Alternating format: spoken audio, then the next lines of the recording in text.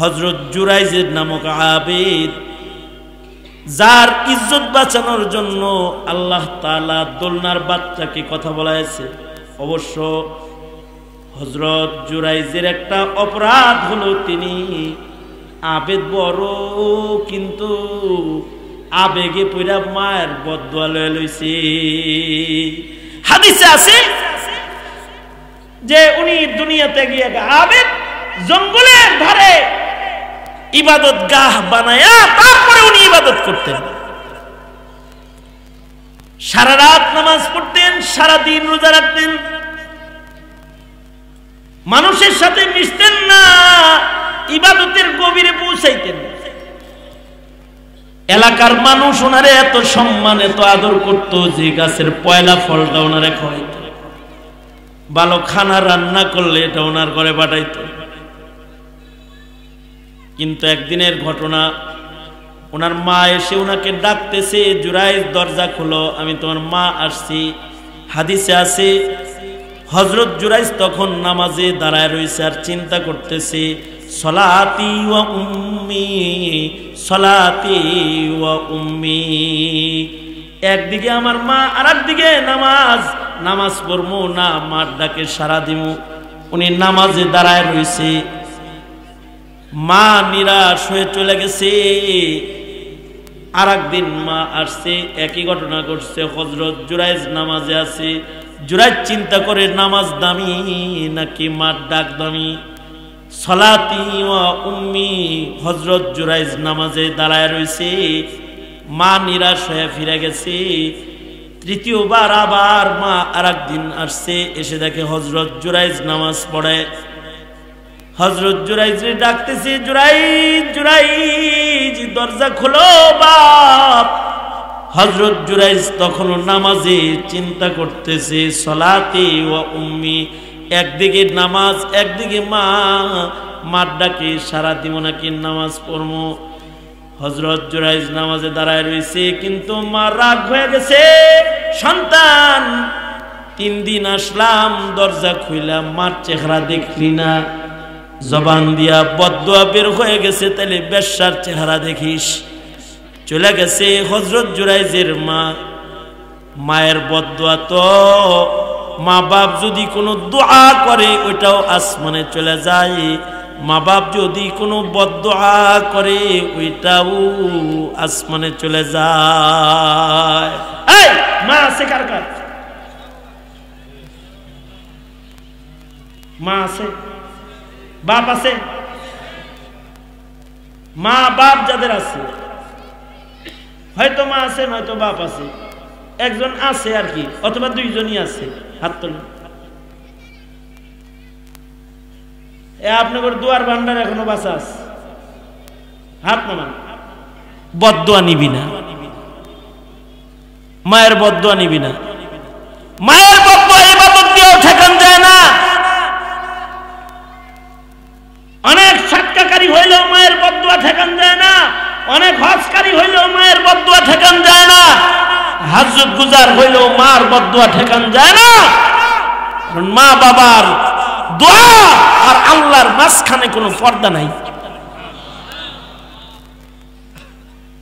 হযরত জুরাইজের মা বদদোয়া দিয়ে দিছে, বদদোয়া লাগিয়ে গেছে। ওই এলাকায় একটা জারত জন্ম হয়েছে, অর্থাৎ যেই মেয়েটার বিয়া হয় নাই তার বাচ্চা হয়েছে।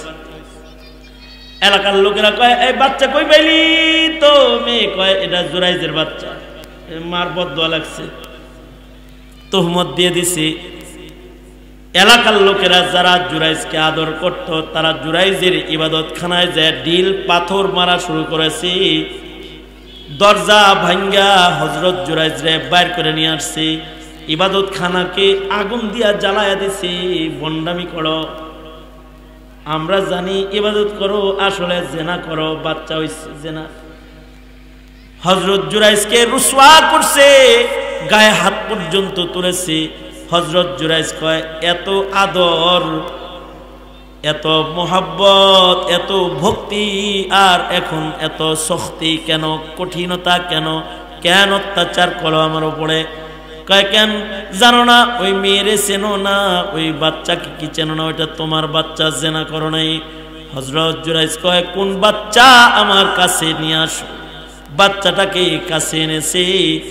বাচ্চাটার দিকে তাকায় হযরত জুরাইজ বলে মিন আইনা আনতা ইয়া ওয়ালাদ মান আবুকা ইয়া ওয়ালাদ বলে ডাক দেওয়ার সাথে সাথে জুরাইজের সম্মান রক্ষার জন্য আল্লাহ তাআলা শব্দ ভূমিষ্ঠ সন্তানের জবান খুলে দিছে।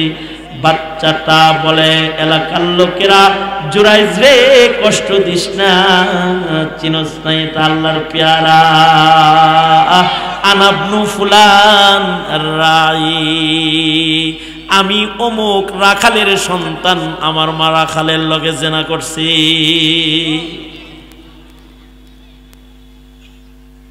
আল্লাহর পেয়ারা বান্দার ইজ্জতে যখন আক্রমণ করেছে জবান খুলে দিছে।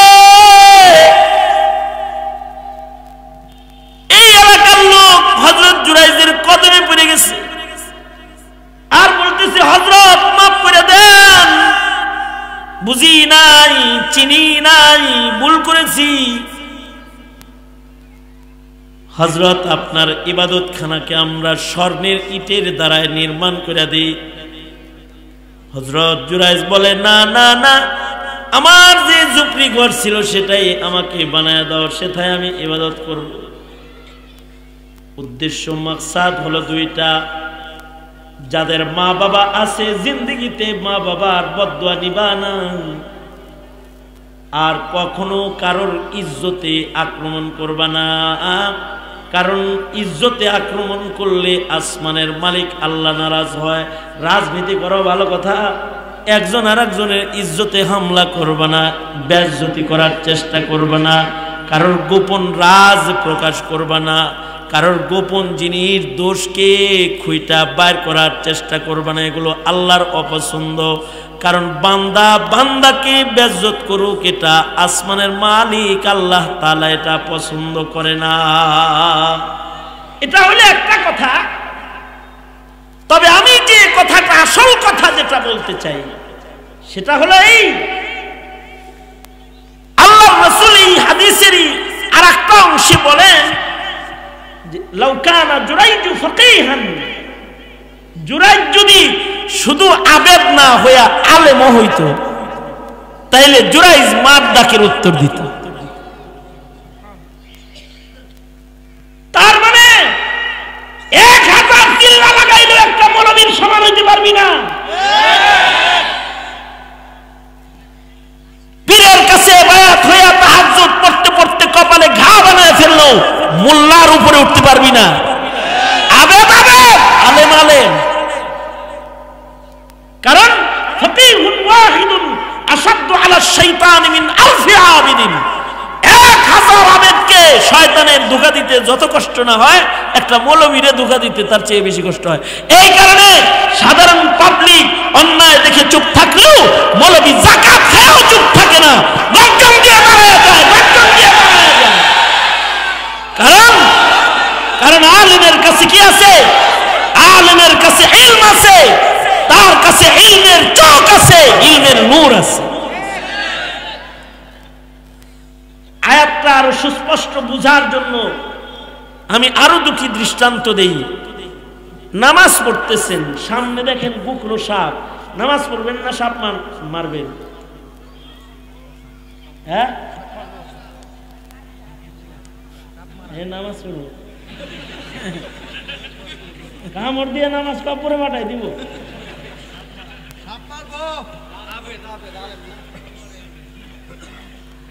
নামাজ পড়তেছেন, সামনে বুকরো সাপ আছে, যদি ইলম না থাকে তাহলে নামাজে খাড়ায় থাকবে, সাপের কামড় খাবো মগর নরম সরম সেজদা দরকার, এবার কপালের উপরে ছেড়ে দেব। এলাবেন আরো বুঝেন, সন্তান পানিতে পড়তেছে, আপনি নামাজে দাঁড়ায় রয়েছেন, আওয়াজ শুনেন কান্নার যে পড়ে গেছে, আপনি যদি নামাজ পড়েন পানি খেয়ে মরবো, আর আপনি যদি নামাজ ছাড়েন একটা সন্তান বাঁচবো। বলুন তো ফিকাহ কি বলে, ফকিহ কি বলে? নামাজ পড়বেন না বাচ্চা ধরবেন?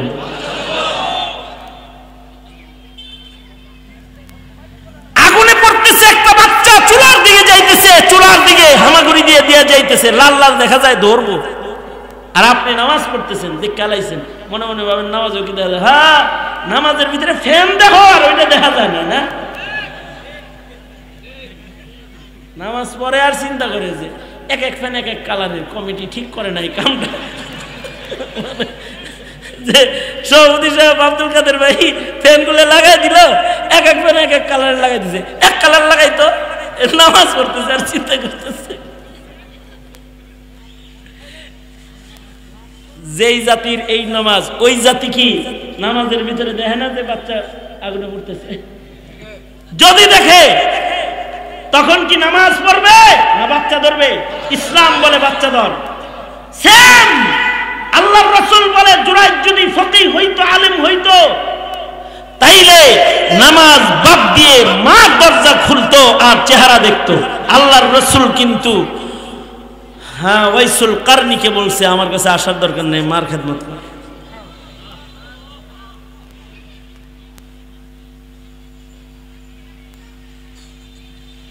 আবার আল্লাহর নবী বলেছেন মার চেহারা এক নজর দেখলে কবুল হজের একটা নেক, অর্থাৎ বারবার দেখলে বারবার কবুল হজের নেক।